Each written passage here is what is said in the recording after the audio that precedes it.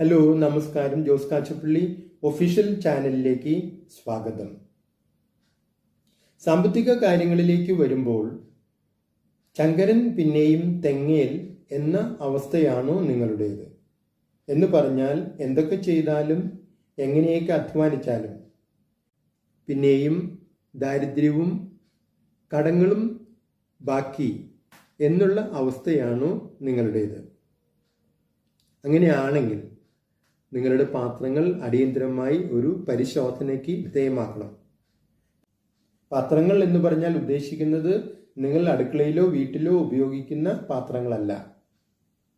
മനുഷ്യർ നിത്യജീവിതത്തിൽ സാമ്പത്തിക കാര്യങ്ങളിൽ ഉപയോഗിക്കുന്ന അദൃശ്യമായ ചില പാത്രങ്ങളാണ്.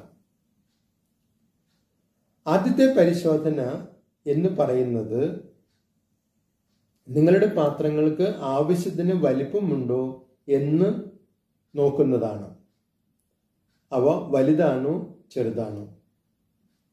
ഇവിടെ പാത്രങ്ങളായിട്ട് ഉപയോഗിക്കുന്നത് നിങ്ങളുടെ സ്വപ്നങ്ങളാണ്. നിങ്ങളുടെ സ്വപ്നങ്ങൾക്ക് ആവശ്യത്തിന് വലിപ്പമുണ്ടോ? അവ വലുതാണോ ചെറുതാണോ? നിങ്ങളുടെ സ്വപ്നങ്ങൾ ചെറുതാണെങ്കിൽ നിങ്ങളുടെ ജീവിതത്തിലേക്കുള്ള പണം വരവും ചെറുതായിരിക്കും. നിങ്ങളുടെ സ്വപ്നങ്ങൾ വലുതാണെങ്കിൽ നിങ്ങളുടെ ജീവിതത്തിലേക്കുള്ള പണം വരവും വലുതായിരിക്കും. അതുകൊണ്ട് ചെറിയ സ്വപ്നങ്ങൾ കാണുന്നത് നിർത്തുക. എപ്പോഴും വലിയ സ്വപ്നങ്ങൾ മാത്രം കണ്ടുകൊണ്ടിരിക്കുക.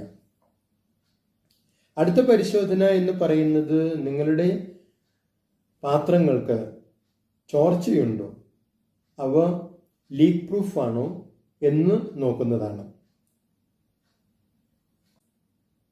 ഇവിടെ പാത്രങ്ങളായി ഉപയോഗിക്കുന്നത് നിങ്ങളുടെ ചിന്തകളാണ്.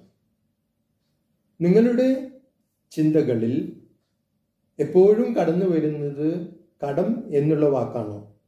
അങ്ങനെയാണെങ്കിൽ നിങ്ങളുടെ പാത്രങ്ങൾക്ക് ചോർച്ചയുണ്ട്.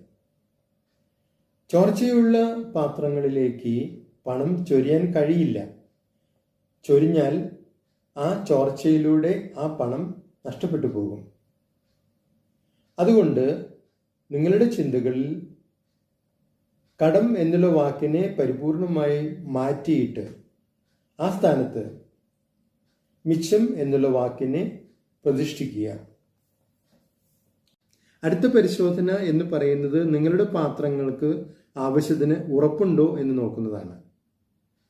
നിങ്ങളുടെ പാത്രങ്ങൾ എളുപ്പം പൊട്ടിപ്പോകുന്നതാണോ, അതോ